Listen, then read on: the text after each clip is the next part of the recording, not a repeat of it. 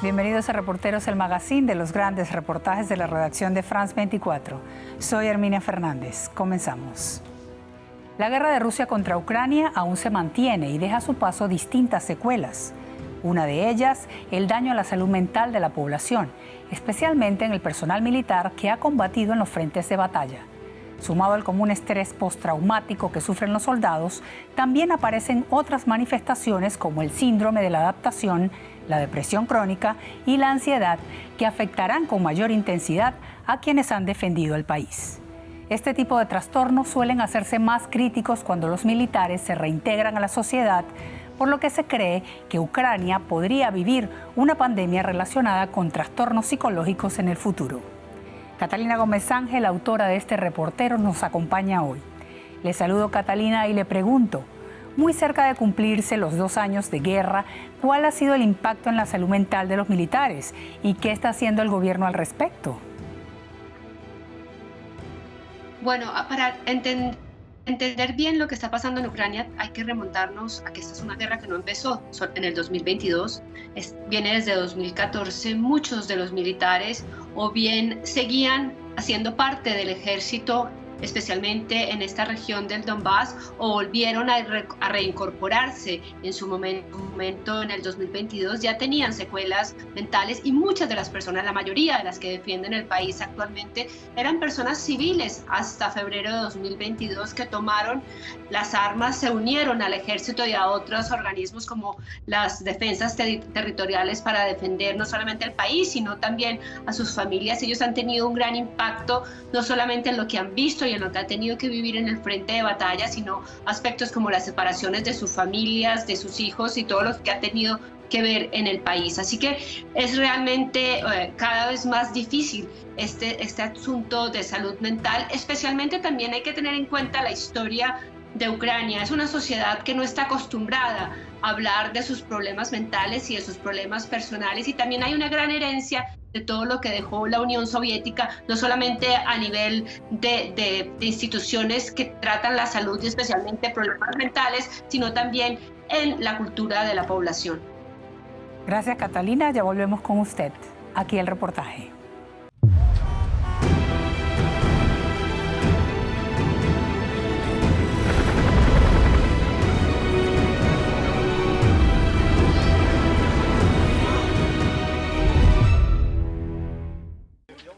Estos hombres pertenecen a la Brigada 28 del ejército ucraniano. Desde el comienzo de la invasión a gran escala lanzada por Rusia en febrero de 2022, han combatido en algunas de las principales batallas.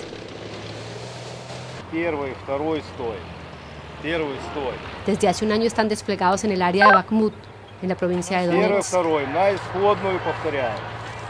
Días atrás regresaron extenuados del frente, pero la guerra no da tregua. Y antes de volver a la lucha, sus comandantes aprovechan para realizar entrenamientos. También es el momento para que los psicólogos militares puedan acercarse a los soldados y hablar sobre la salud mental, que muchos han visto deteriorada en la medida que se extiende la lucha. Es importante conocer a los compañeros. Alguien puede ser muy agresivo en la vida normal y sin saber que es agresivo, podrías pensar que le pasa algo. Reaccionan de forma diferente a las distintas situaciones. La intensidad de la guerra ha tenido consecuencias físicas y mentales en muchos de estos hombres, que en gran número eran civiles hasta hace pocos meses. Los más veteranos apenas han tenido cortos periodos de descanso desde el comienzo de la guerra, y muchos ni siquiera han visto a sus familias, algunas de ellas en el extranjero. Cada experiencia es diferente para cada uno de nosotros, pero nadie tiene una mente de acero. Es como un resorte. Cada muelle tiene su propio límite. Si se tuerce, si se aprieta, tarde o temprano se agrieta. Aquí pasa lo mismo. Todas estas cosas, cuando suceden, se acumulan en nosotros. Sí, vemos que después de la batalla algunos de los compañeros no están bien, y eso lo identificamos por la manera de actuar. Intentamos establecer contacto con él para hablarle, pero no sobre temas relacionados con lo que nos ha pasado en el frente. Tenemos que desviar la atención hacia otros temas diferentes. La prioridad para el equipo de psicólogos es que estos hombres sepan cómo manejar sus emociones. No hay ninguno que no haya visto morir a un compañero y muchos han sufrido heridas graves. En Ucrania, la gente está acostumbrada a llevarlo todo dentro, a guardarlo todo. Creo que es porque en la Unión Soviética estaba prohibido hablar abiertamente de ciertos temas. Era bastante peligroso decir algo innecesario. Estamos intentando alejarnos de esto, para que sean capaces de hablar de sus problemas, de lo que supuestamente no les conviene, con algún desconocido. La gente es demasiado tímida. Con el paso de los meses, la normalidad regresó a urbes como Kiev, donde la guerra física solo se siente cuando Rusia lanza sus ataques con drones y misiles. En apariencia la vida sigue su curso normal, pero la realidad es que la invasión ha tocado a cada uno de ellos. Un informe del Programa de Desarrollo de las Naciones Unidas, PNUD, publicado en junio de 2023, estima que al menos 30% de la población ha visto afectada su salud mental. 15 millones necesitan apoyo psicológico y entre 3 y 4 millones requieren intervención farmacológica de un profesional de la salud. La situación es especialmente crítica para los militares activos y los veteranos, que alcanzan 1 millón de personas. Este es el caso de Volodymyr, que después de haber abandonado el ejército en 2016, volvió a enlistarse al comienzo de la invasión. Pero solo meses después, cuando estaba destinado al frente del Donbass, tuvo una lesión infortunada en una pierna, que lo alejó para siempre de la lucha. Me rompí los ligamentos de la rodilla, me rompí un pequeño hueso, eso fue todo. Tuvo varias intervenciones quirúrgicas y pasó largos periodos en diferentes hospitales. Con el paso de los meses su salud mental empezó a deteriorarse hasta que le diagnosticaron depresión clínica. Cuando me di cuenta de que estaba en peligro de quedar inválido y que no sería capaz de volver al ejército ni caminar normalmente, me puse aún peor. Llegó un momento en que se convirtió en un trastorno mental que también afectó a mis criterios físicos, porque no podía estarme quieto, por ejemplo, ni tumbarme en la cama. Se me empezaron a nublar los ojos, ya no podía ver YouTube ni leer. No tenía absolutamente ningún interés en nada, ninguna concentración. Perdí la concentración. La experiencia lo convenció de la necesidad de hablar abiertamente sobre los problemas de salud mental. Desde entonces usa sus redes sociales para convencer a otros militares de que busquen ayuda.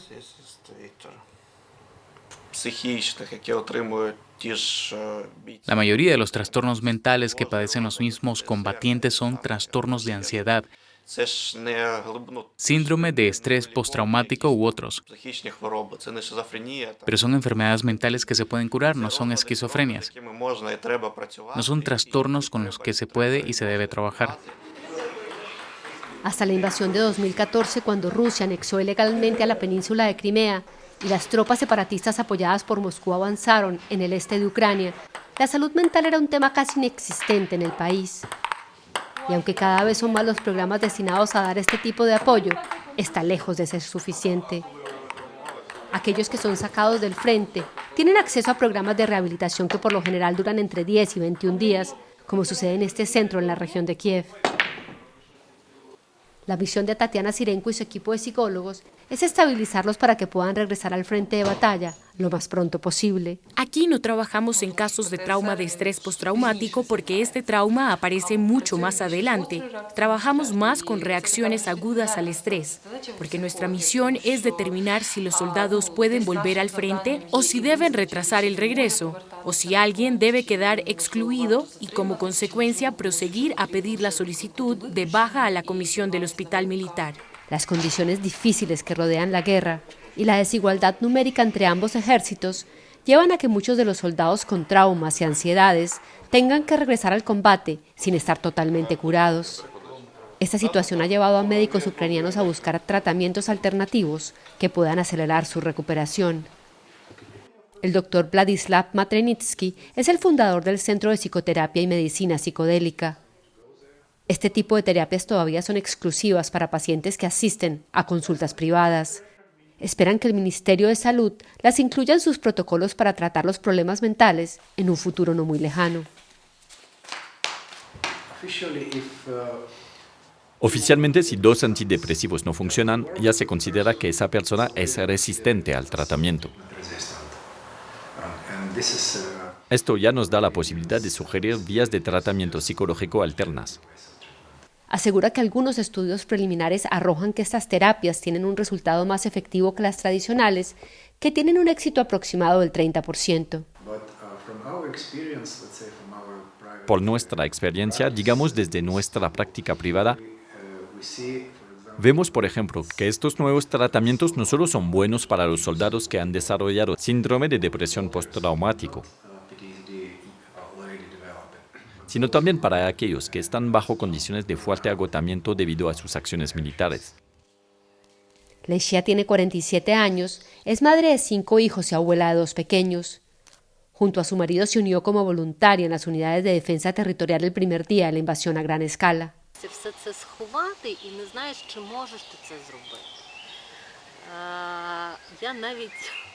Cuando le hablo a la psicóloga de mis problemas, ella me dice que debo ir a donde los ponis, que son terapéuticos, que para eso los tienen. Le digo que los visito, pero que tengo miedo de cuidarlos porque yo sé que ella, como psicóloga, puede ir a donde su supervisor y hablar de sus problemas. Pero los ponis no tienen a dónde ir. En mayo pasado, cuando estaba destinada en Bakhmut, Leishia sufrió varias heridas y una contusión craneoencefálica que hizo que perdiera gran parte de la visión en su ojo derecho. Esto sucedió cuando mantenía la última línea de defensa de la ciudad, junto con una docena de compañeros, entre ellos su marido. Nuestra artillería estaba detrás de nosotros, pero por cada disparo que realizaba nuestra artillería, ellos disparaban 30 en nuestra dirección, hacia nosotros. Esta imagen, recogida por un dron del ejército ucraniano, muestra la situación en aquellos días. Para entonces la ciudad había caído un 99% en control de las fuerzas rusas. Leishia se encontraba en el sector donde empieza la pradera. Aún sabiendo que estaba herida, alcanzó a salvar la vida de algunos de sus compañeros y a evacuarlos. El trauma como consecuencia de esta acción heroica no tardó en llegar. Una vez a salvo entró en shock, tardó días en entender quién era y qué había pasado. Todavía le cuesta interactuar y socializar con civiles. Al principio tenía un enorme deseo de llegar a esta vida, de ver a mis hijos, de ver a mis amigos, de oler una flor, de ir a rascar un pony, de cualquier cosa. Y al mismo tiempo tengo miedo de llevar dentro algo que les haga daño. Eres como un erizo al que no hay que tocar porque te puedes hacer daño. Ha decidido alzar la voz en las redes sociales para hablar sobre el trastorno de adaptación, que es considerado uno de los grandes problemas para los soldados que regresan del frente. Lo más duro para los chicos del frente que vuelven es que físicamente dejaron la zona de guerra, pero en realidad se quedaron allí y trajeron esa zona de guerra con ellos aquí, a personas que no entienden el contexto y no lo entenderán. Y eso está bien, es imposible transferir tu experiencia emocional a otra persona.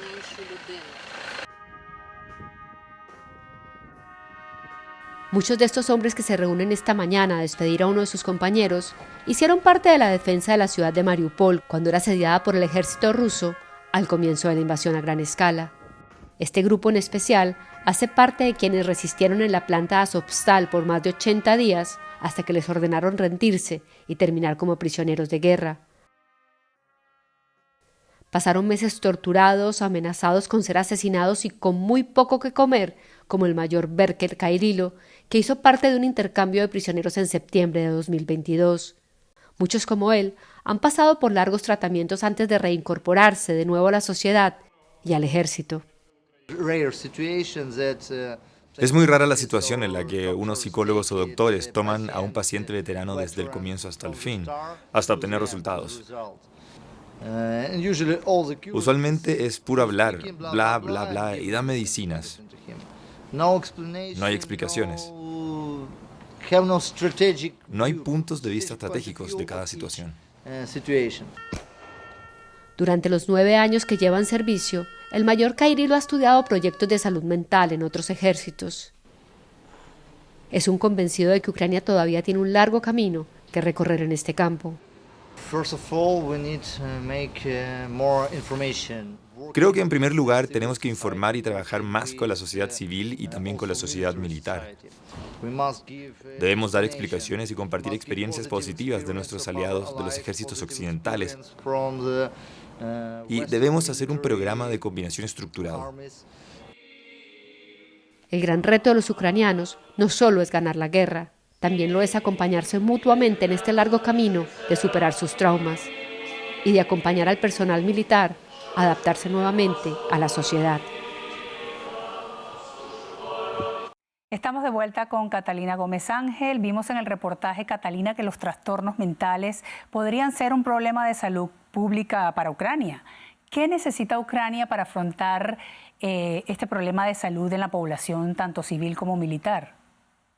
Bueno, como se mencionaba en el reportaje, hay bastantes iniciativas que se están haciendo en este aspecto. Hay gran ayuda internacional que está llegando en este campo y realmente hay una voluntad del gobierno. Sin embargo, es extremadamente difícil porque, como bien se puede uno plantear, Ucrania es un país con grandes necesidades en este momento, donde la prioridad sigue siendo la defensa del país, especialmente en este momento en que la guerra sabemos que va a durar muchísimo tiempo más. Así que realmente, por más iniciativas que haya, tanto en el ámbito privado como en el ámbito gubernamental, no es suficiente todavía para dar apoyo a los soldados. Y hay un asunto muy importante que también se habla en el reportaje, y es que muchos de ellos tendrían que salir del campo de batalla con más frecuencia y por largos periodos para poder recuperarse, no solamente físico, sino mentalmente. Pero esto, en este momento, Ucrania no está en capacidad de hacerlo porque realmente también tiene una escasez de hombres, lo que pone en mayor riesgo y en mayores problemas a estos hombres que ya de por sí tienen una carga mental bastante grande detrás de ellos. Así que lo que le espera a Ucrania, como hablábamos al principio, es realmente una gran epidemia de salud mental y grandes problemas, no solamente en esta generación, sino en generaciones futuras. Gracias, Catalina. Hasta aquí Reporteros de la Semana. Recuerde que para ver esta y las emisiones anteriores puede visitar nuestro sitio web france24.com. Hasta la próxima.